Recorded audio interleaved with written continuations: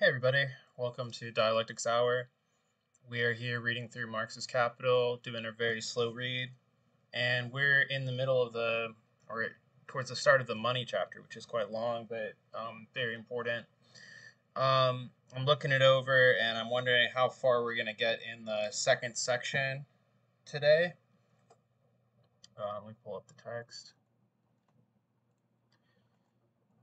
So the second section's titled The Means of Circulation, but it's got subsections within it, and it's about 30 pages for the whole thing. So I don't know. I remember this part being very difficult and dialectical, but we'll have to see how much of it we get through within the hour. But I guess let's go ahead and start. So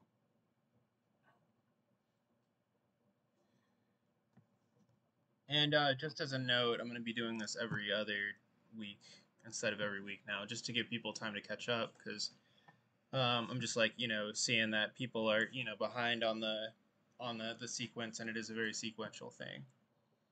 That gives people time to read, to catch up, and all of that. Okay.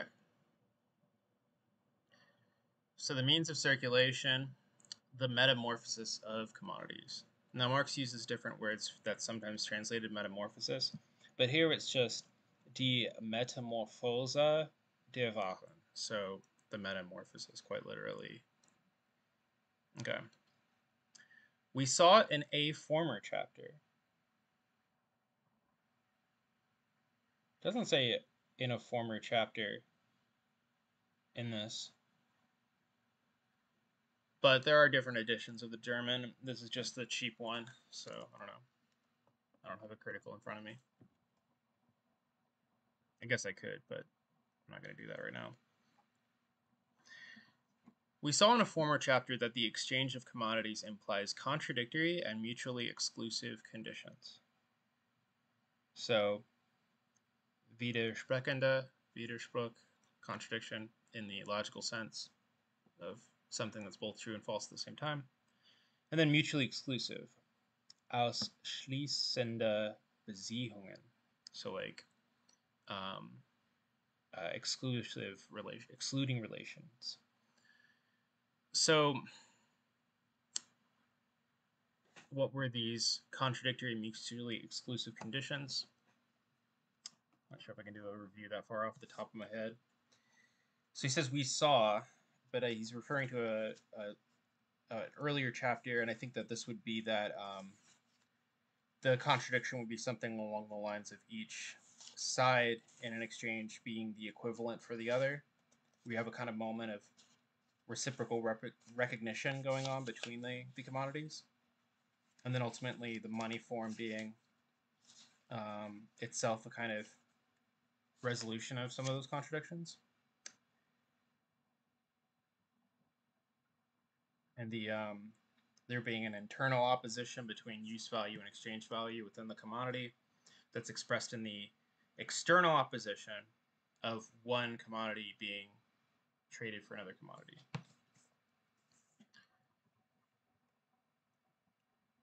The further development of the commodity does not abolish these contradictions, but rather provides the form in which they have room to move. I want to go slowly through this whole paragraph because I think it's very important. Okay. So die Entwicklung, development. And so development, we're thinking in dialectics, we're thinking in building up from the most abstract cell of capitalism, the commodity, into the more complicated stages like money, for example. The further development of the commodity does not abolish these contradictions. Die Entwicklung der Ware, the development of the commodity, hebt diese Widersprüche nicht auf. So abolish here is Aufhebung. So it does not sublate, does not heb auf the contradictions, but rather provides the form, and that's die Form, not Gestalt, so literally form, within which they have room to move. So schafft aber die Form, worin sie sich bewegen können. So can, können, move, bewegen. So there is a fundamental contradiction in the commodity. That's based in this opposition between use value and exchange value. This produces more contradictions. And as we develop the commodity further, those contradictions are not simply sublated. Instead, the further development of the commodity provides the form in which they have room to move. So here we're talking about a contradiction as a source of movement, and further developments of the commodity providing a form. I will assume money is what he's talking about here. And this form gives the contradictions room to move. So what does Marx mean here when he talks about movement? Well, he says here in this next sentence, this is, in general, the way in which real contradictions are resolved. So, dies ist überhaupt die Methode. So, way here is actually methoda, so like method. Or metoda, I guess the TH is not pronounced like an American. Wodurch sich wirkliche, so real here is wirkliche, actual could be another way of putting it. It's not always maps onto real as so much as actual. Widerspruch,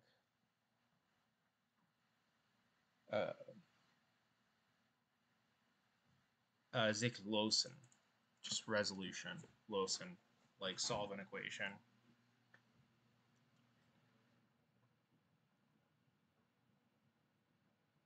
So we have there are real contradictions, but Marx says that they're not resolved by just being nullified. And he says sublated here. But they're given a room for the movement. The contradictions are there, and they are moving. And then what's his example? He goes to the dialectics of nature. For instance, it is a contradiction to depict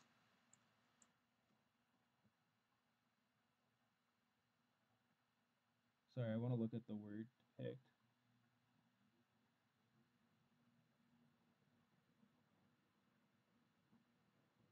Depict is not, I don't think, in here in English, in German. For instance, it is a contradiction to depict one body as constantly falling towards another and at the same time constantly flying away from it. The ellipse is a form of motion within which this contradiction is both realized and resolved. Sich ebenso verwirklicht, so actualized, und, als, so as, just as much actualized as resolved, Lust. But it just says, yeah, it says, es ist zum Beispiel ein Widerspruch, dass ein Körper beständig in ein anderen fällt und ebenso beständig von ihm wegflieht. So he doesn't say depict here. That's not in the German. He just says, for instance, it's a contradiction for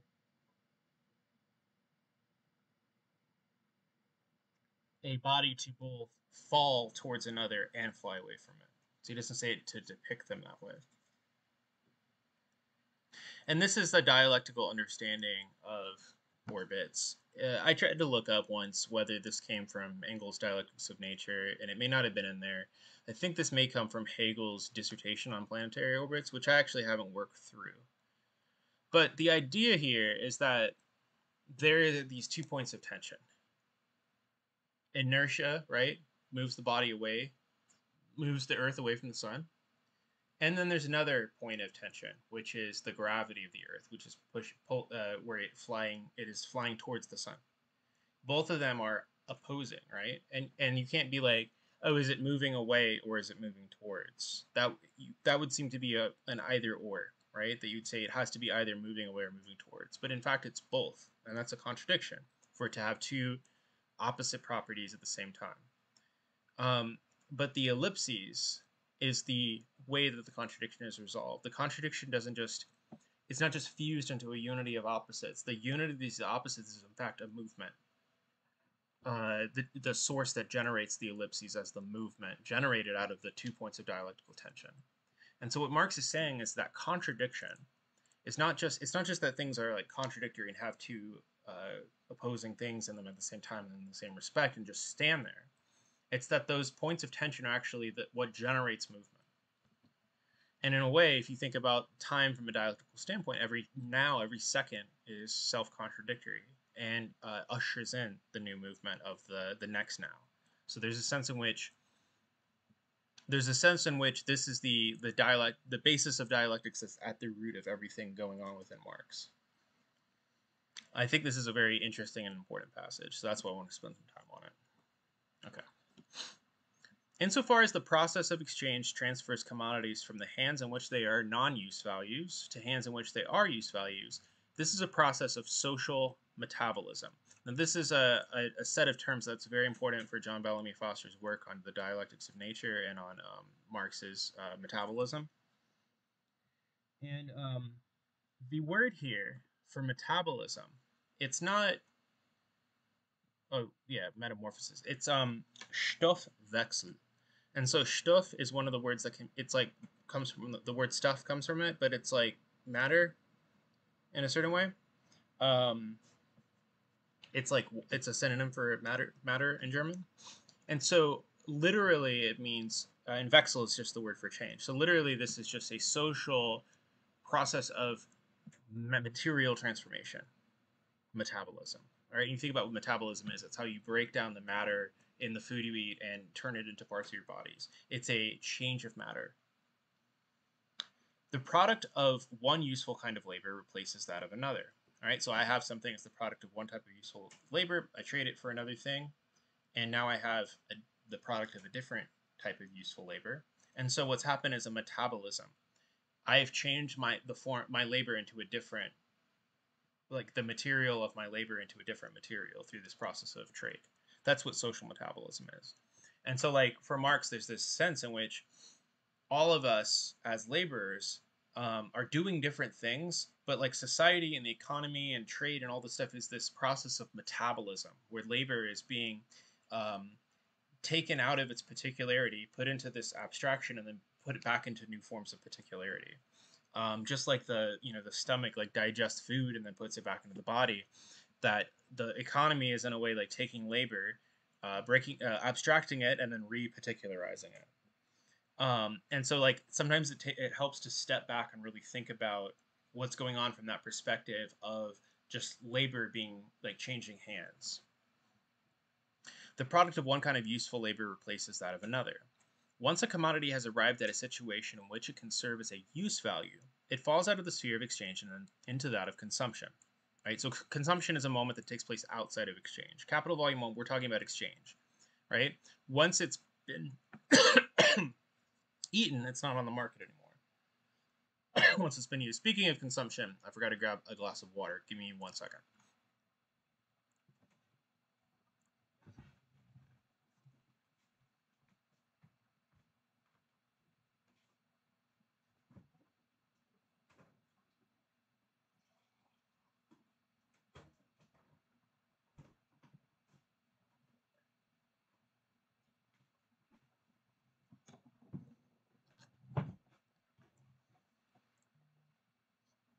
All right, and we're back. Let's see. We are still in the second paragraph, and it has been 20 minutes. All right, let's keep going. But the former sphere alone interests us here, right? We're in volume 1, talking about exchange. We therefore have to consider the whole process in its formal aspect.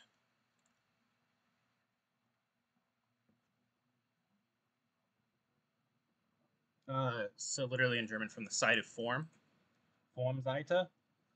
That is to say, the change in form, or the metamorphosis of commodities through which the social metabolism is mediated. Now, here's something that you do not pick up on in English that I noticed last time I was reading this book. So we have a connection between some words here. We have social metabolism, and that is, let me write it down for you, everybody.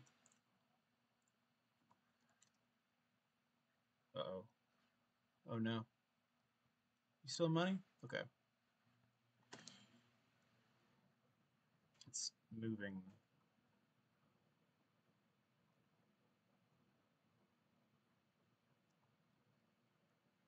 Stoffwechsel. That is metabolism, is what's translated as metabolism, accurately.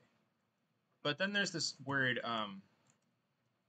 that Marx uses that I'm not sure what the connotation of is in German because I only know it from reading Marx, but it's Formwechsel, and that's what's translated as change of form here. And it looks like he says, oder die Metamorphose der Waren. So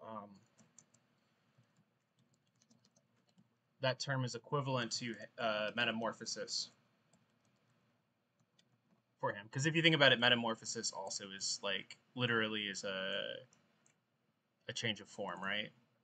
Like not a change of matter. Like we change our matter by metabolizing food into us ourselves, but we don't change our form by doing that. But you know, what's the Gregor? Is that the guy from Kafka? Right? Like he turns into a bug, and so he's had a change of shape, but he's still Gregor. He's still the same matter, presumably. I don't know if they go into the science of how it happens, right? So those are some terms that we have, and sorry I can't make it as more legible.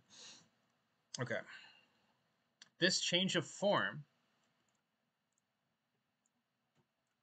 So that's again this Formwechsel, change of form.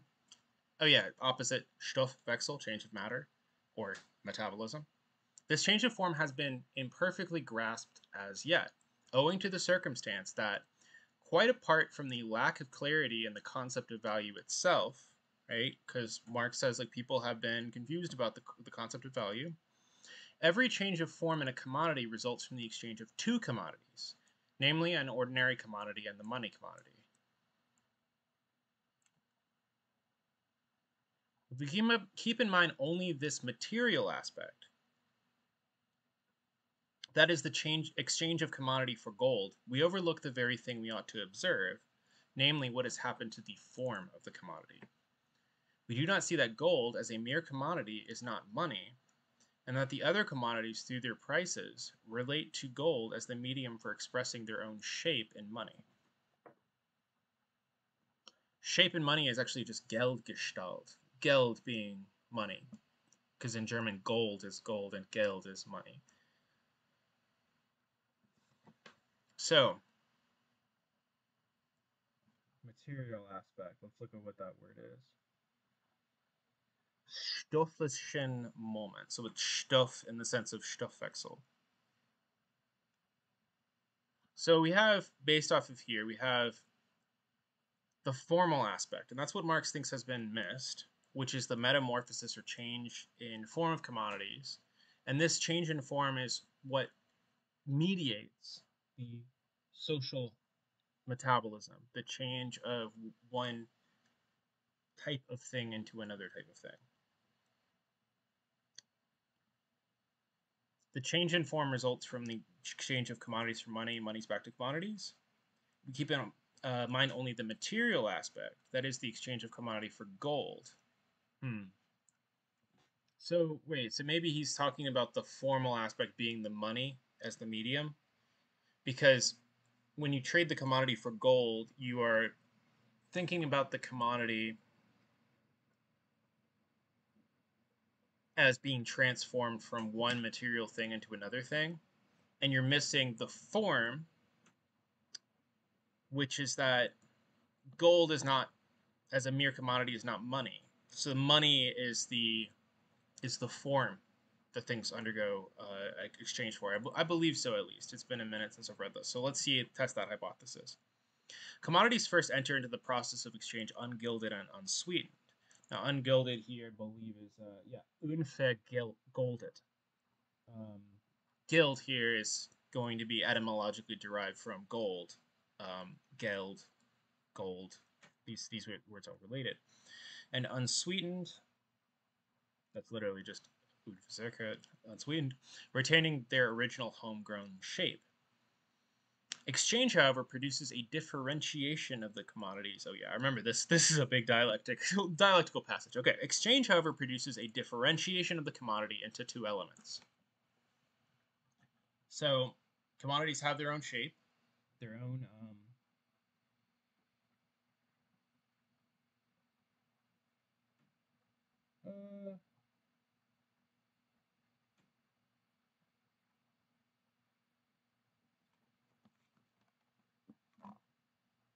I'm not sure if that's literally in here. I would have to look up some words there. Okay, but exchange produces a differentiation. This is the word Verdopplung, literally a doubling. You find Hegel use this word a lot too. So it's like a doubling. It turns into two things of the commodity into two elements: commodity and money.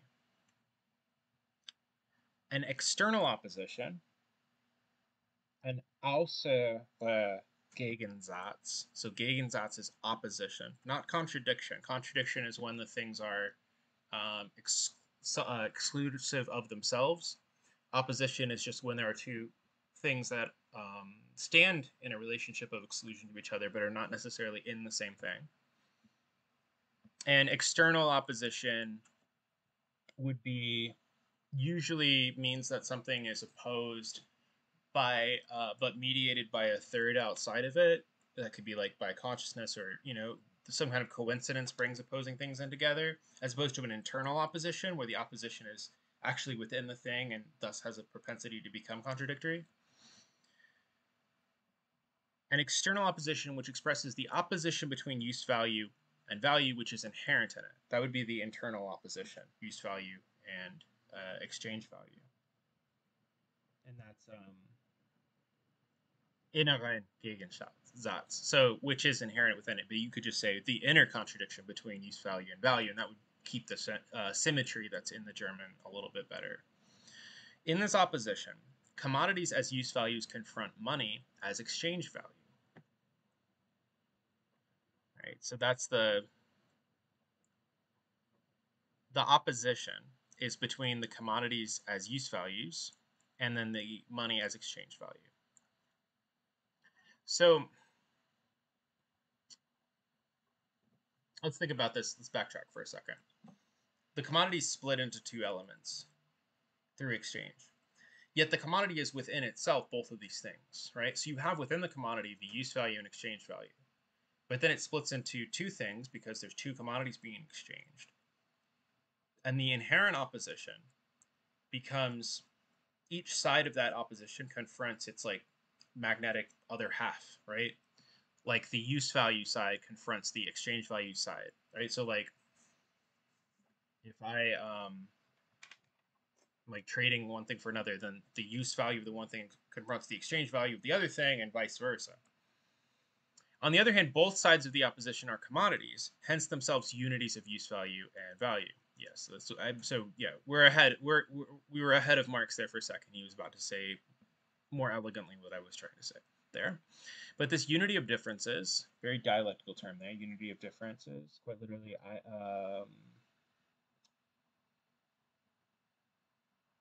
I've got some words crossed out here, so I'm not sure if there's issues on.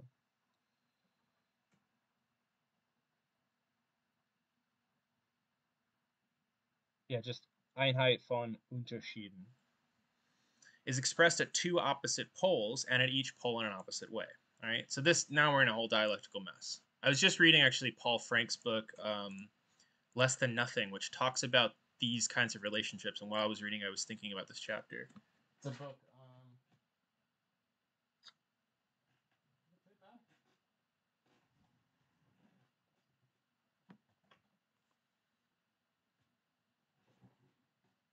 I had it out earlier, but I put it back on the shelf. But it's a book about German idealism, but it talks about how these relational properties really become uh, weird and dialectical when we have things that are, both passive and active from each other's perspective.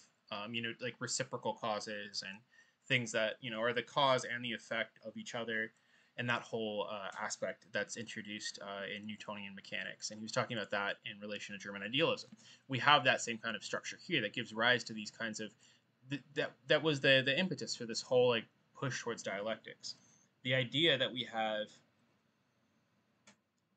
a opposition within the commodity, and then there's a unity of differences at two opposite poles, but each pole in an opposite way. Like this is a good kind of summary of dialectics right here.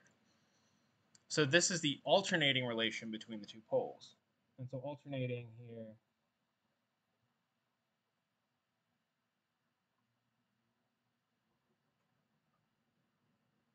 Wechselbeziehung, I think.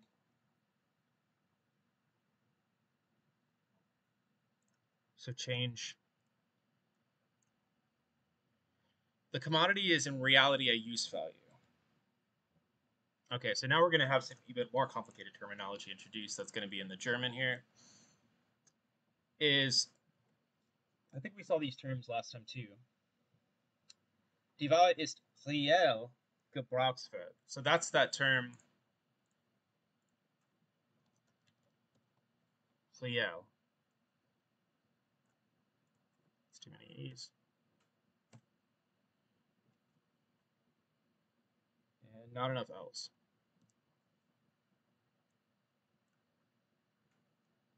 Its existence as a value appears only ideally in its price, and that's that ADL. And we talked about that last time, which is the idea that like if we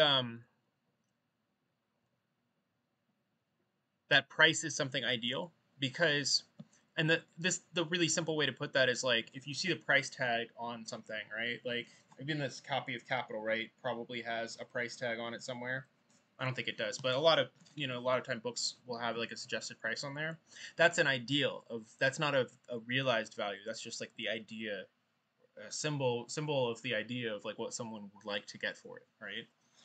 For a price to be real, it has to, or for a value to be real, it has to be realized through actually being exchanged for something.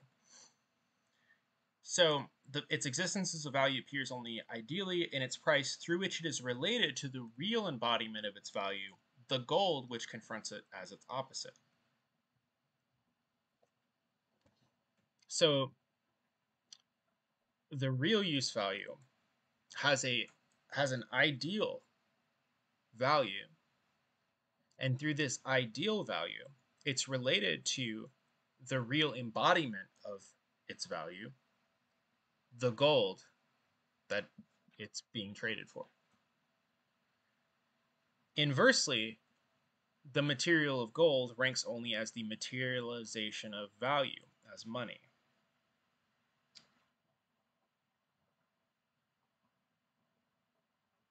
Wird Verkörperung. So Verkörperung, Körper, embodiment. Oh, it says embodiment. Okay. Oh, wait, no, I must be on the previous sentence.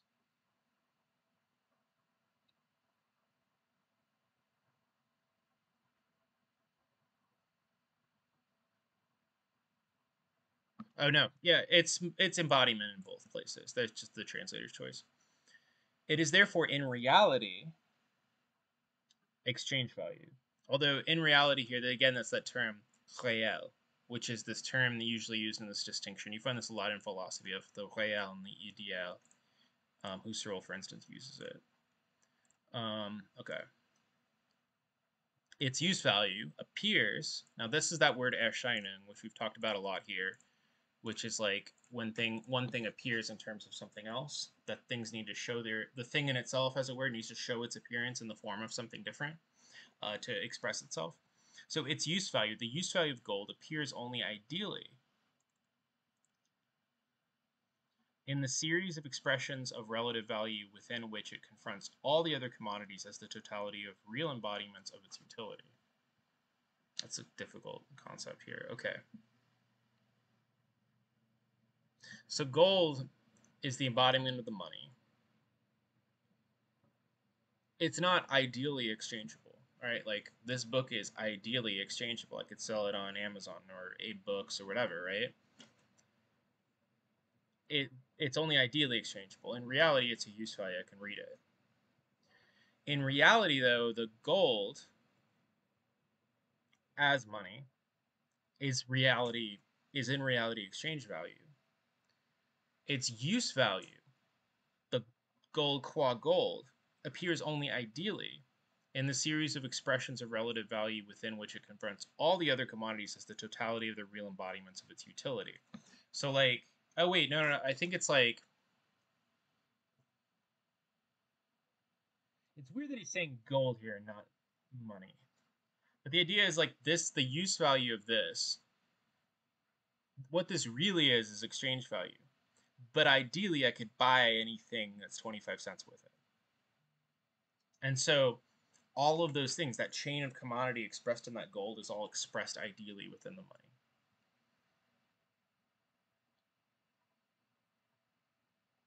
These antagonistic forms, gegensätzlichen Formen of the commodities, are the real forms of motion of the process of exchange. So he said at the beginning, the contradictions that give things room to move. These are the real forms of motion of the process of exchange. These oppositions here. So this is a very detailed dialectical passage. You could do 20 pages of exegesis, I think, just on this. Hopefully we did some good justice to it. Okay. Yeah. We got through the really difficult money one. We got through this. I think this is one of the hardest but yet most important passages in maybe all of Capital. Certainly the beginning of Capital. So let's keep going. Let us now accompany the owner of some commodity, say our old friend the linen weaver, to the scene of action, the market. His commodity, 20 yards of linen, has a definite price, £2. He exchanges it for the £2, and then, being a man of the old school, Marx is gonna be funny here. All right. Being the man of the old school, he parts the £2 in return for a family Bible of the same price. Good old linen weaver just wants to read the Bible. The linen, for him a mere commodity, a bearer of value, is alienated in exchange for gold, which is the shape of the linen's value.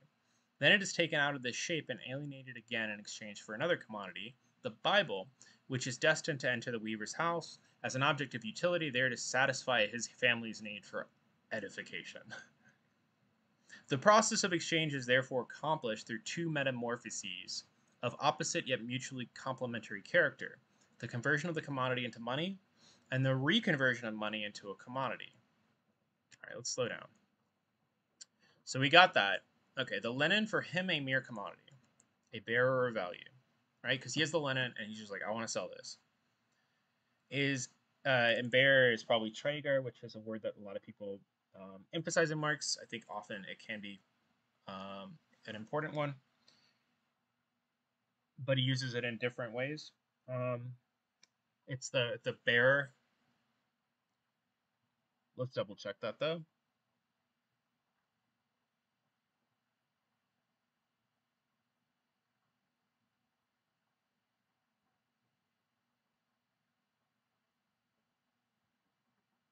Yeah, Wertträger, just bearer value, is alienated. Now let's look at this one because that's so it's Entalset.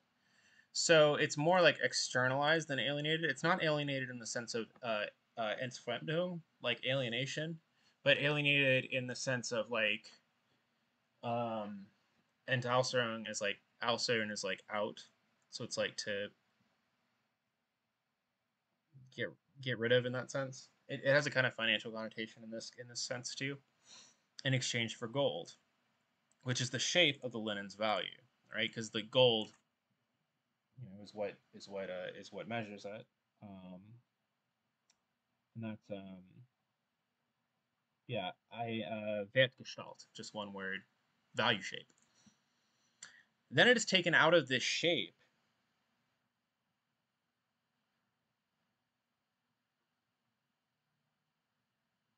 Sorry. Als diese Gestalt, and alienated again in exchange for another commodity, the Bible, which is destined to enter the weaver says. Okay, so the movement of shapes are, we have a bearer of value, it's alienated, and then the first shape is the gold being the shape of the linen's value. Then it is taken out of that shape and alienated again for another commodity, the body, which enters the weaver's house. So we have two metamorphoses of the opposite yet complementary character. The first metamorphosis, the first change of shape, right? Because that's what a metamorphosis is. And here the word is metamorphosen, metamorphosis, literally. We have a change of shape, a gestalt, right? These gestalts, these shapes. First, linen transforms into gold, then gold transforms into Bible. This process of exchange is therefore accomplished through two metamorphoses of opposite yet mutually complementary character. The conversion of the commodity to money and the reconversion of the money into a commodity, right? So now we have the basic CMC, as he's going to say here. Let's see if there's something interesting in footnote 16. And here he quotes, Heraclitus, for all things exchanged for fire all things, just as gold does for goods and goods for gold. I didn't know that Marx quoted this in Capital until I found out a couple days ago when I was actually reading the Critique of Political Economy and saw the quote and went and checked Capital and found it was there too. But I did teach a class on the pre-Socratics last fall, and I came across this passage and I was like, wow, there's the value form right here in Heraclitus. Kwame Nkrumah in Conscientism makes a big deal about how the pre-Socratics were developing their, like, what he sees as materialism, I think perhaps rightly so, out of that he sees like the ideas for this materialism as being part of the rising merchant class in ancient Greece in those days, where they're seeing how things can all like change their structure yet contain a similar material form because of that the way that gold universalizes things and serving as a vehicle for exchange, right? And so we're seeing that right here. The two moments of this metamorphosis are at once distinct transactions by the weaver: selling, or the exchange of the commodity for money, and buying, or the exchange of the money for commodity, and the unity of these two acts, selling in order to buy. Right? The end result of the transaction, from the point of view of the weaver, is that instead of being in possession of the linen, he now has the Bible. Instead of his original commodity, he now possesses another of the same value but of different utility. He procures his other means of subsistence and production in a similar way. For the weaver, the whole process accomplishes nothing more than the exchange of the product of his labor for the products of someone else's, nothing more than an exchange of products. The process of exchange is therefore accomplished through the following changes of form, that is Formwechsel, commodity, money, commodity, CMC. Right, so there's the formula for exchange.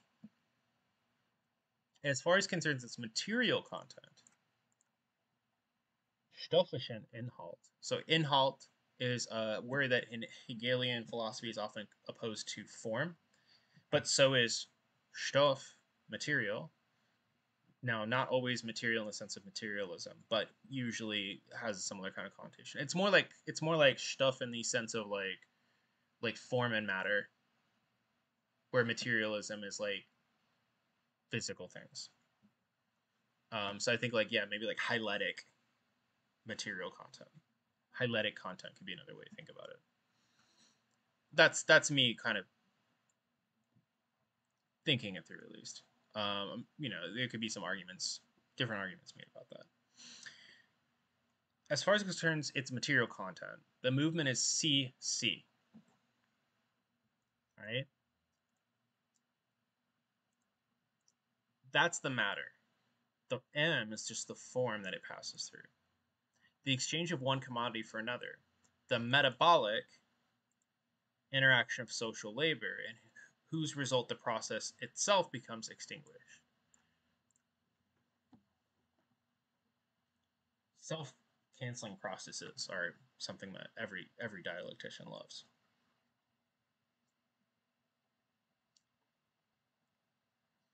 You now have the new thing, you don't have the old thing. And there's no record of what you sold to buy in order to get what you now have. Money doesn't have a history like that, right?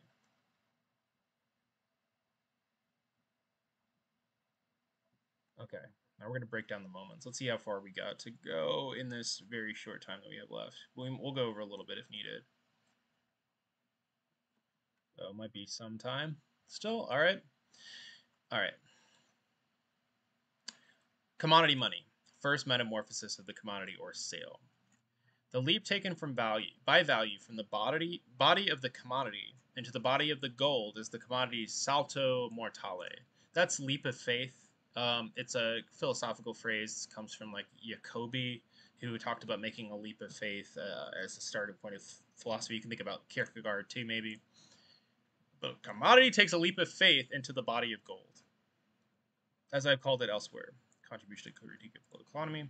If the leap falls short, it is not the commodity which is defrauded, but rather its owner. Right? If you get ripped off, the commodity's fine.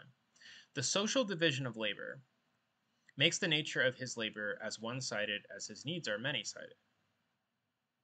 This is precisely the reason why the product of his labor serves him solely as an exchange value, right? Because there's a division of labor, we only do one thing, but we need many different types of things. He only makes cloth, but he needs food and shelter and all these other things. You know, probably PlayStation, you know, things like that. He's a treatler. Sorry, I don't bringing Twitter discourse into here. He wants his PlayStation. All right, this is precisely the reason why the product of his labor serves him solely as exchange value. Right? He just weaves because he needs to sell that cloth and make some money to feed his family. Because we're not talking about a capitalist here yet. We're talking about a person who produces for a market as an individual producer. But it cannot acquire universal social validity as an equivalent form except by being converted into money. Yeah, so the labor to be universally socially valid as an equivalent form, that is, as equivalent to everyone else and as labor in the community, it has to be convertible into money. That money, however, is in someone else's pocket. To allow it to be drawn out, the commodity produced by its owner's labor must be, above all, a use value for the owner of the money. Right? So whatever they make has to be sold usefully. The labor expended on it must therefore be of a socially useful kind. It must maintain its position as a branch of the social division of labor. I think we've covered this at some point. You can't just like do random labor and be like, where's money? It has to be something people need. The division of labor is an organization of production which has grown up naturally. A web which has been and continues to be woven behind the backs of the producers of commodities, right? This whole thing is, you know, like the magician's nephew. It's going on behind the backs of everybody. Perhaps the commodity is a product of a new kind of labor and claims to satisfy a newly arisen need, or is even trying to bring forth a new need on its own account.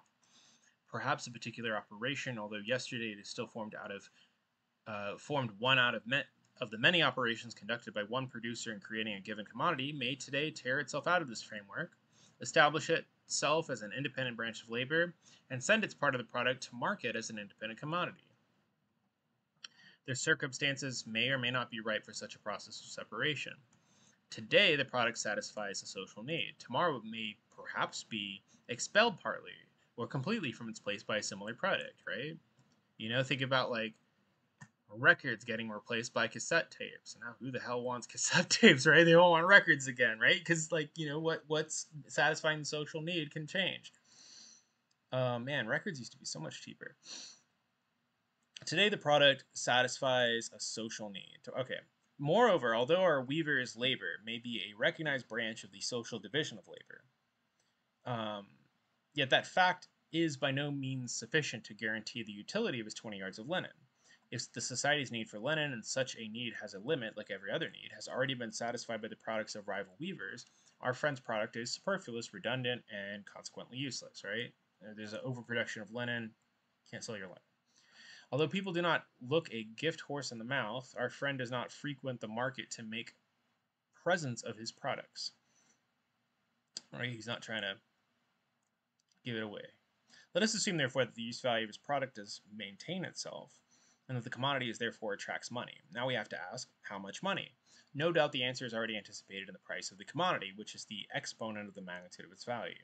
We leave out of consideration here any possible subjective errors in calculation by the owner of the commodity, which will immediately be corrected objectively on the market, right? So you can like mess up the price, but the market's going to correct it. We suppose them to have spent on the product only the average socially necessary quantity of labor time. And the idea here is that the market always corrects things until they reach that social average.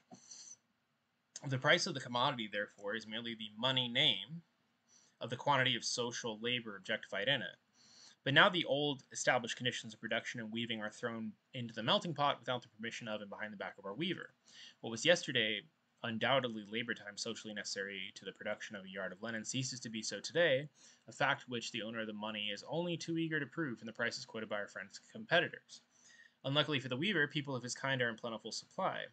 Let us suppose, finally, that every piece of linen on the market contains nothing but the socially necessary labor time. In spite of this, all the pieces taken as a whole may contain superfluously expended labor time. If the market cannot stomach the whole quantity at the normal price of 2 shillings a yard, this proves that too great a portion of the total social labor time has been expended in the form of weaving. Right? If everybody weaves too much, the market's flooded with more weaving than linen than society can handle, right? And some of that stuff's going to get sold, but the market's oversaturated. There's more on the market than there's need for. The effect is the same as if each individual weaver had expended more labor time on his particular product than was socially necessary. Okay.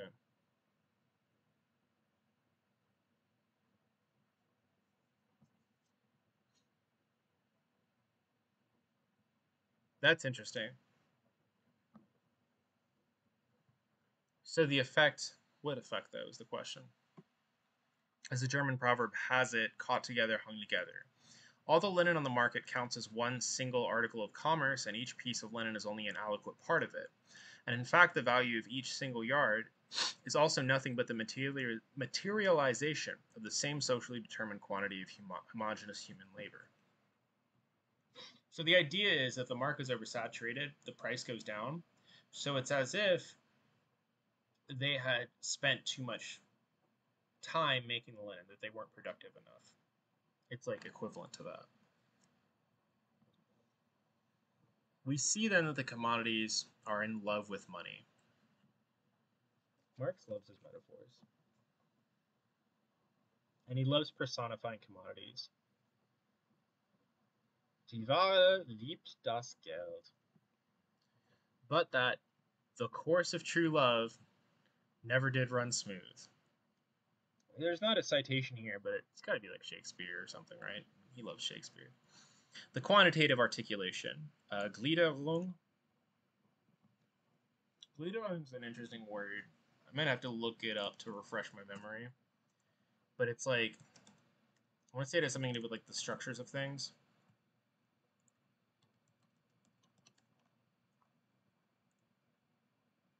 Oh yeah, outline. That's the other connotation I was thinking of. Outline, structure, breakdown, segmentation, outlining, arrangement, articulation. I was like, it means something else, doesn't it? It's outline or articulation of society's productive organism. Biology metaphors as always. Productions organismus, by which its scattered elements are integrated into the system of the division of labor. I think that there's maybe a body use of this in like some description of the body in like Hegel or something. I can see if there's a note in my physical copy here.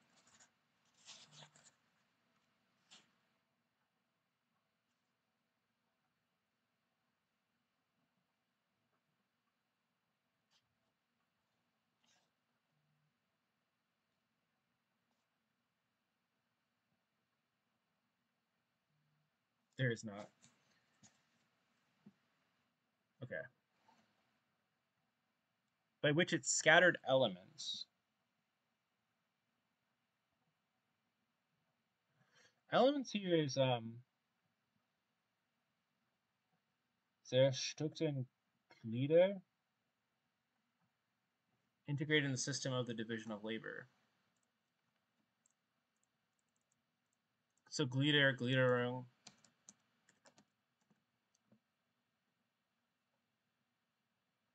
Yeah. So limbs, not elements. So he's talking about the body coming together, are integrated into the system of the division of labor. Because the idea of a system and the idea of the organism are closely connected in German idealism. Is as haphazard and spontaneous as its qualitative articulation. So quantitative is just as haphazard as its qualitative articulation. I don't remember what. I guess the quantitative would be this, how things all make this mass of the social of what's on the market vis-a-vis the socially necessary amount of it. Okay. The owners of commodities therefore find out that the same division of labor which turns them into independent private producers also makes the social process of production and the relations of the individual producers to each other within that process independent of the producers themselves. So, right, this is a theme he iterates a lot, that the process, the whole market, the whole thing becomes this thing that we've created that it takes on a life of its own. Market forces become independent of our will. They also find out that the independence of the individuals from each other has as its counterpart and supplement a system of all-round material dependence. So now we are all independent individuals from each other as independent producers, and this creates us all materially dependent on each other. Classic dialectical transformation of independence into dependence. The division of labor converts the product of labor into a commodity. Right? So that's division of labor is, in this argument, what he's arguing is at the root of the commodity form and the need to, but it has to be, I would assume there has to be exchange as well, right? Because there are divisions of labor without commodity forms. And thereby makes necessary its conversion into money. Something about the division of labor that brings about that, right? And this would be the relations of production. At the same time, it makes a matter of chance whether this transubstantiation succeeds or not. Transubstantiation, for those of you who do not know, is the process whereby which the water, the communion wine becomes the body of Christ. And so it's another metaphor, though, for well, yeah, transubstantiation means that the matter itself, not the form. I think. I don't know. There are a lot of theological debates. Actually, I think that, Marx being German would be like more aligned with the Lutheran interpretation, where it is just the matter, I think, and not the form. I don't remember my debates over transubstantiation. I kind of tuned that out. I was raised Protestant. We didn't give a shit about that. But transubstantiation, from a certain perspective, maybe Lutheran perspective, would be a metamorphosis, a metabolism rather than a metamorphosis, a change of matter rather than a change of form. Here, however, and which makes sense because we're talking about the division of labor. Here, however, we would have to look at the phenomenon in its pure shape. The phenomenon here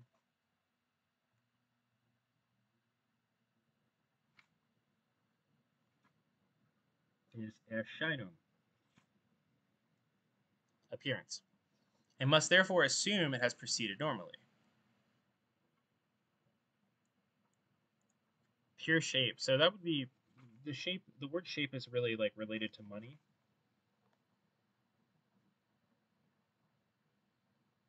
Except I don't think that the word shape appears here. Because it just says Vorgang. It's like pure course. Oh, proceeded normally. Okay, because all he says is we need to look at all we need to do is look at the phenomenon purely. And so they added the word shape here to make it flow better. But it's just really, we need to look at the pure phenomenon and assume that it is proceeded normally.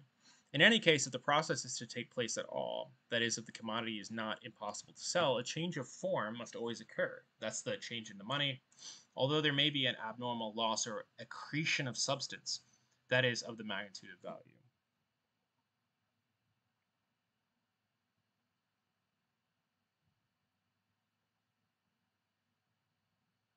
I'm not even gonna. I'll look up that word. I definitely don't know it. Whatever accretion of substance is. I barely know the word accretion in English.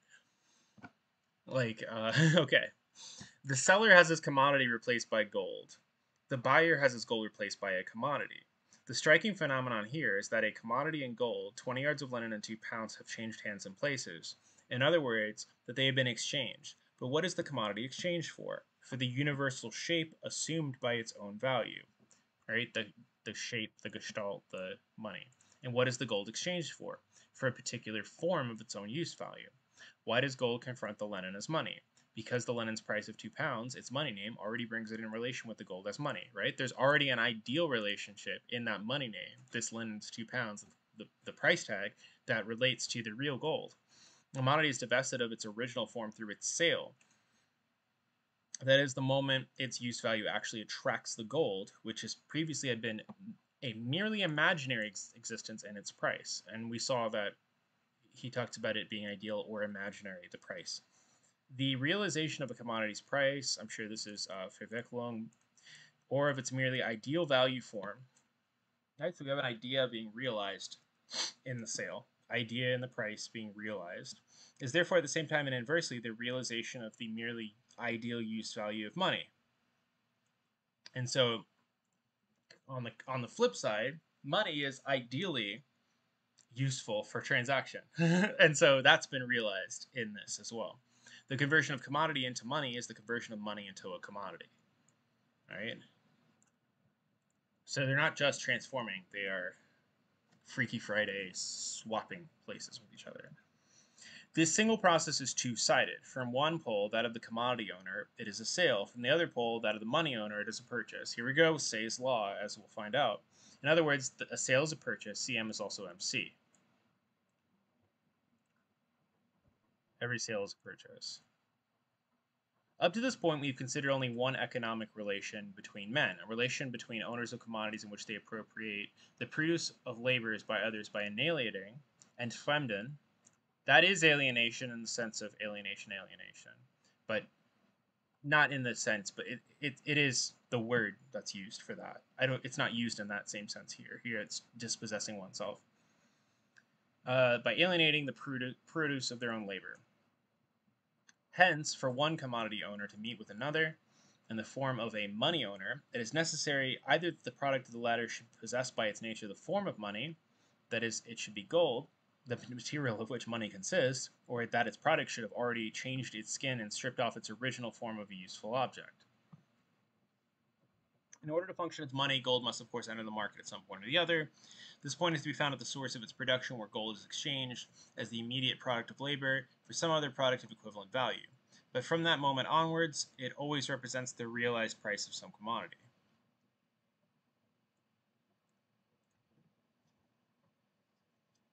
So, at the source of production, somebody sells gold, or somebody takes their gold and buys something with it, right? You ever see it like like in the town with like the gold mine where the person like puts the like gold onto the cash register or whatever, right? At that moment, it's a commodity confronting another commodity as two exchange values. But from that moment always onwards, it's money, and it's the realized price of some commodity. Leaving aside its exchange for other commodities at the source of production, gold is, in the hands of every commodity owner, its own commodity divested of its original shape by being alienated. It is the product of a sale or of the first metamorphosis, commodity money. So, yeah, the gold comes from some previous transaction, right? Like this, lots of people have bought things with this individual quarter, I'm sure, right? Because it came from 1979, right? So, like the Smash Pumpkins could have written a song about it. All right. These are important words, but I'm not going to go into them because we are over time already. Can I get to the end of this? All right. I think we're going to have to call it here. We didn't even get through one subsection, so I'm going to finish this paragraph and then we'll have to call it. All right. Leaving aside its exchange for other commodities. Okay, yep. It is, okay.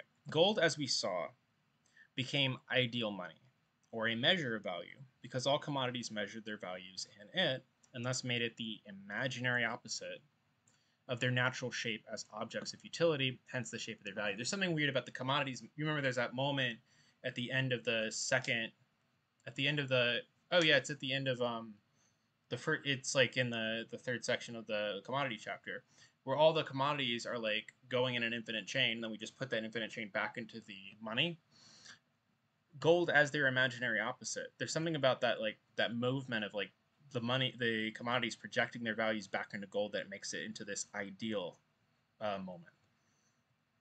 It became real money because the commodities, through their complete alienation, suffered a divestiture or transformation of their real shapes as objects of utility, thus making it the real embodiment of their values.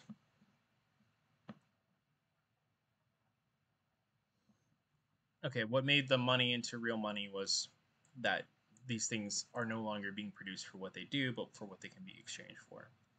When they thus assume the shape of values, commodities strip off every trace of their natural and original use value, and of the particular kind of useful labor to which they owe their creation, in order to pupate. I don't even know that word in English. Let me see. Oh yeah, that's what I thought. Like larvate, basically. Pupate, like I remember that from biology class. So okay. Into the homogeneous social materialization of undifferentiated human labor. Right. So this is the idea that we're making things for exchange value. All that stuff gets abstracted out. Like labor gets abstracted. Doesn't matter where the commodity comes from. It's all exchangeable. From the mere look at a piece of money, we cannot tell what breed of commodity has been transformed into it. Right. In all their money in their money form, all commodities look alike. Hence, money may be dirt, although dirt is not money. We will assume that 2 golden coins, in return for which our weaver has parted with his linen, are the metamorphosed shape of a quarter of wheat. Right? So he sold the wheat, and so now they're in the shape of the money. But you can't see the wheat anymore in it. The money doesn't tell a tale of where it came from. The sale of the linen, although legally speaking, there are like property laws that have to deal with where money has been and where it's come from. The sale of the linen, CM, is at the time of its purchase MC. But this process, considered as the sale of linen, starts off as a movement which ends with its opposite, the purchase of a Bible. Considered as purchase of the linen, on the other hand, the process completes a movement which began with its opposite, the sale of wheat. CM, linen money, which is the first phase of CMC, linen money Bible, is also MC, money linen, the last phase of another movement, CMC, wheat money linen. The first metamorphosis of one commodity, its transformation from the commodity form into money, is therefore also inevitably the second and diametrically opposite metamorphosis of some other commodity, the retransformation of the latter from money into a commodity. So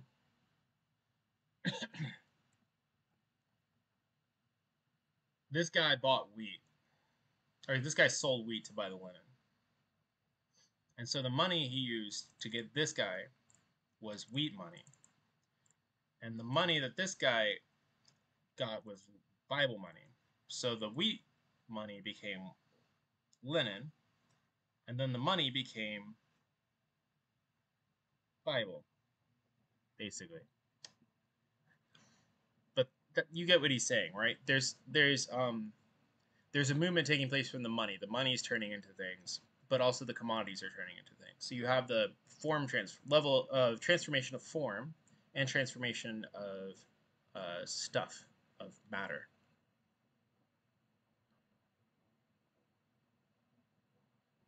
Well, I guess we can stop there because that's this next subsection.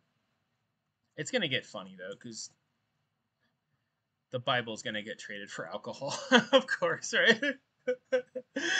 Marx is just gonna be funny with that.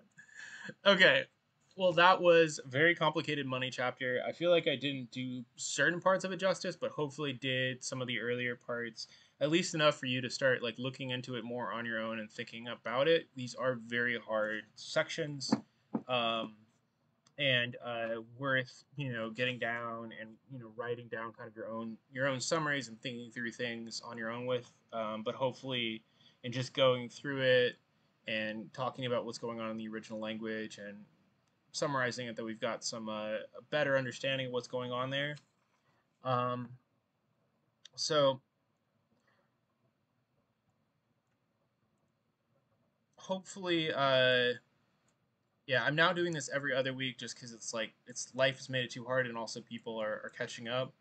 We'll see how far we actually read in Capital with this, because we are going at a snail's pace. But sometimes that's what you have to do if you really want to understand text, is just go through them really, really slowly, and spend all day reading a chapter. So until next time, which is going to be the 22nd of July, we'll just keep working on this money chapter, and hopefully get a bit further. But hopefully it was worth it going through those paragraphs in close detail. So until then, I'll see y'all